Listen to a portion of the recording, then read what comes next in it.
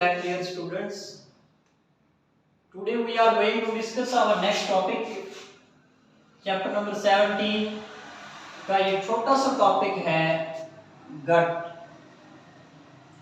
हम पढ़ रहे हैं इस चैप्टर में हार्मोन्स के बारे में और एंडोक्राइन ग्लैंड्स के बारे में पढ़ रहे हैं जो कि ये हार्मोन सेक्रीट करते हैं। तो आज हम बात कर रहे हैं गट के बारे में, या जिसको एलिमेंट्री कैनाल भी कहा जाता है, या ओवरऑल हम कहते हैं कि डाइजेस्टिव सिस्टम के अंदर भी कुछ हार्मोन्स सेक्रीट होते हैं जो कि मुख्तलिफ फंक्शन परफॉर्म कर रहे होते हैं। हम उनकी बात कर रहे हैं। या वो लॉन्ग ट्यूब जो माउथ से स्टार्ट होती है और एनस पे जाके खत्म होती है, उस ट्यूब को एलिमेंट्री कैनाल कहते हैं। और उस ट्यूब में हम देखेंगे कि वहां पे कौन कौन से हार्मोन्स सेक्रीट होते हैं। तो डियर स्टूडेंट्स, गट में दो मेन हार्मोन्स होते हैं। एक का नाम है गैस्ट्रिन और दूसरे का नाम है सेक्रीटिन। दो हार्मोन्स हैं, एक गैस्ट्रिन है और दूसरा सेक्रीटिन है। सबसे पहली बात हम देखते हैं कि गैस्ट्रिन हार्मोन कहां पे सेक्रीट होता है। तो ये हार्मोन सेक्रीट होता है, हमारा जो स्टमक है, स्टमक के ये जो पोर्शन होता है इसको हम कहते हैं कार्डियक स्फिंक्टर। या ऊपर वाला जो पोर्शन होता है ये कार्डियक स्फिंक्टर का पोर्शन, ये कार्डियक का पोर्शन होता है। और ये नीचे वाला रीजन होता है इसको हम कहते हैं पाइलोरिक रीजन। ऊपर वाले रीजन को कार्डियक रीजन कहते हैं, नीचे वाला रीजन पाइलोरिक रीजन होता है।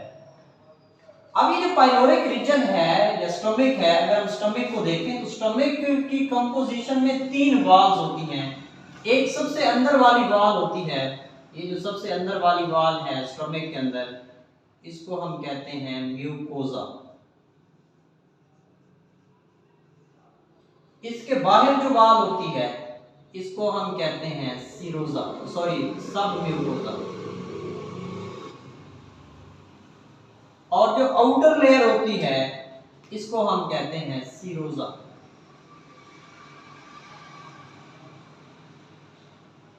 सीरोजा सबसे बाहर, फिर उसके बाद अंदर वाली सब म्यूकोजा, और सबसे अंदर जो दीवार होती है उसको हम कहते हैं म्यूकोजा।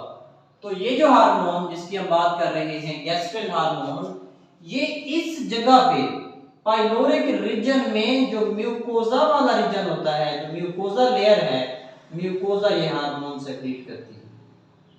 कौन सा हार्मोन? Gastrin hormone. तो gastrin hormone is secreted by mucosa innermost layer of pyloric region of stomach. Stomach का जो पाइलोरिक रीजन है उसमें जो इनरमोस्ट लेयर है जिसको हम म्यूकोजा कहते हैं, वो ये हार्मोन सेक्रीट करती है। अब ये हार्मोन कब सेक्रीट होता है? तो ये हार्मोन उस वक्त सेक्रीट होता है जब स्टमक के अंदर फूड आती है जिसपे प्रोटीन की हाई क्वांटिटी होती है। जब स्टमक में प्रोटीन आएगी, वो प्रोटीन जैसे स्टमक में आती है तो फौरन म्यूकोजा से हार्मोन बनना शुरू हो जाता है गैस्ट्रिन।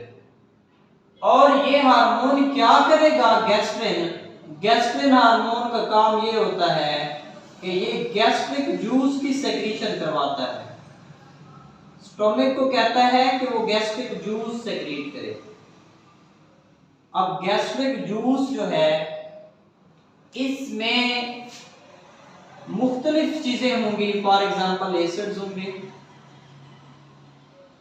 जो मीडियम को एसिडिक कर देते हैं, 2 to 4 pH कर देते हैं। इसमें मेन जो एसिड है वो HCl होता है। गैस्ट्रिक जूस की बात कर रहा हूं कि गैस्ट्रिक जूस में दो मेन चीजें हैं, एक तो एसिड होगा, सेकंड यहाँ पे प्रोटीन डाइजेस्टिंग एंजाइम जिसको हम पेप्सिन कहते हैं, जो कि इनएक्टिव फॉर्म पेप्सिनोजेन में सेक्रीट होता है। जैसे एसिड को देखता है तो ये एक्टिव हो जाता है पेप्सिन, क्योंकि ये काम करता है 2 to 4 pH पे। तो अब पेप्सिन हार्मोन जो है वो सेक्रीट होगा, गैस्ट्रिक जूस सेक्रीट हुआ। गैस्ट्रिक जूस में क्या है, एसिड्स हैं और पेप्सिन है। एसिड का फायदा ये होता है कि पेप्सिन हार्मोन जो है वो हमेशा एसिडिक मीडियम में काम करता है, तो मीडियम को पहले एसिड एसिडिक बनाएगा, फिर पेप्सिन हार्मोन पहले पेप्सिनोजन में था, पेप्सिन की फॉर्म में कन्वर्ट हो गया और प्रोटीन की ब्रेकडाउन स्टार्ट कर देगा, डाइजेशन स्टार्ट कर देगा।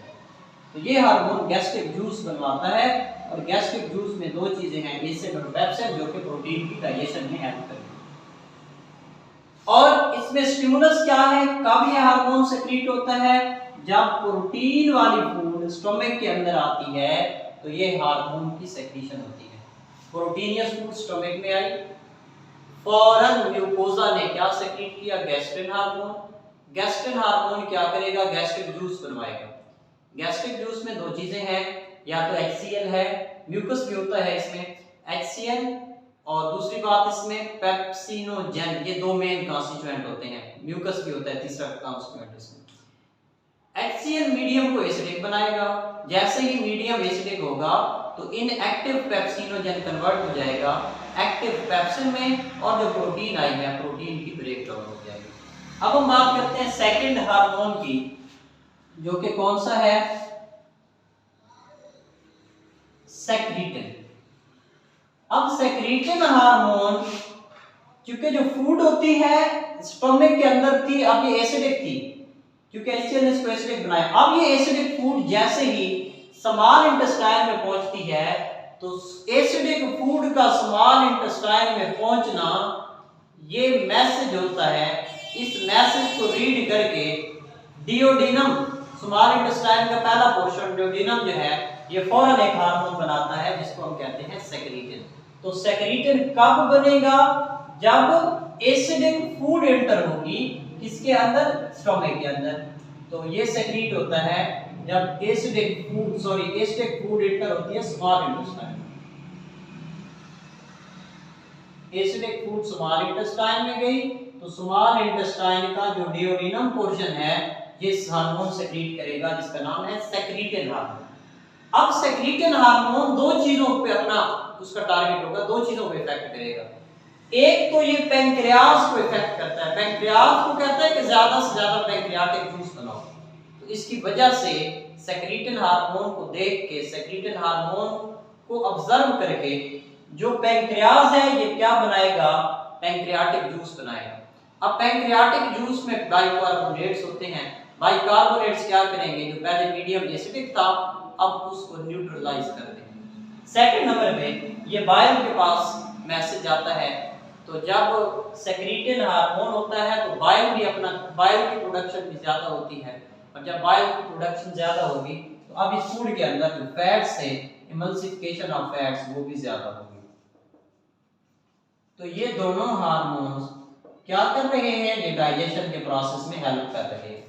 ये फैट की डाइजेशन करवा रहा है, मोस्टली बाइल ज्यादा बनवा के, या फिर मीडियम को न्यूट्रल कर देता है बाइकार्बोनेट की सेक्रीशन से, और ये जो हार्मोन है ये प्रोटीन की डाइजेशन में हेल्प कर रहा होता है। तो ये एक छोटा सा टॉपिक था हमारा। इसके बाद नेक्स्ट हम इंशाल्लाह बात करेंगे गोनैड्स की, जो कि नेक्स्ट हमारे